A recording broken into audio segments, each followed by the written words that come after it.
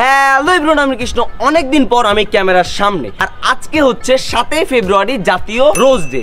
And এই দিনে girlfriend বয়ফ্রেন্ডকে ফুল দেয় এবং বয়ফ্রেন্ড গার্লফ্রেন্ডকে ফুল দেয়। তো নিজ ইচ্ছায় যেহেতু আমাকে কেউই ফুল দেয় নাই, এই জন্য আমরা মানুষের থেকে জোর করে ফুল চাইবো।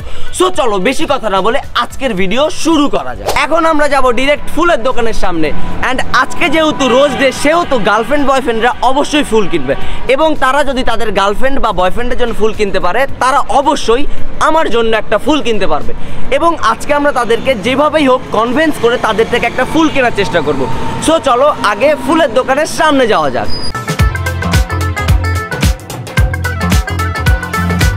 এখন আমরা চলে এসেছি ফুলের দোকানের সামনে। অ্যান্ড আমার এখানে প্রচুর পরিমাণ লজ্জা লাগতেছে। অ্যান্ড এখানে কোনো ছেলে মেয়ে এখন পর্যন্ত আসে নাই। সো প্রথমে আমরা ভাবলাম যে আমরা ফুলের দোকানের মালিকের কাছে যাব এবং তাদেরকে কনভিন্স করে ফুল নেওয়ার চেষ্টা করব। সো চলো আগে ফুলের মালিকের কাছে যাওয়া যায়। ভাই কেমন আছেন? আলহামদুলিল্লাহ ভাই। কি লাগবে তোমার? নাও লাগতো তো ভাই ফুল, বুঝছেন, কিন্তু আমার তো ফুল লাগতো ভাই ফ্রিতে, বুঝছেন।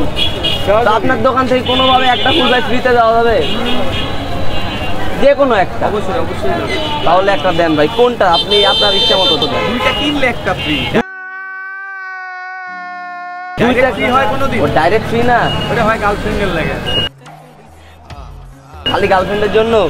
ভাই খালি আমার গার্লফ্রেন্ডের জন্য ফ্রিতে দিবে, বাট আমি কেনার পর আমার ফ্রিতে দিবে। ভাই ফ্রিতে দেওয়া কোনোভাবে সম্ভব না? অবশ্যই অবশ্যই। তাহলে দেন। দুইটা নিলে একটা।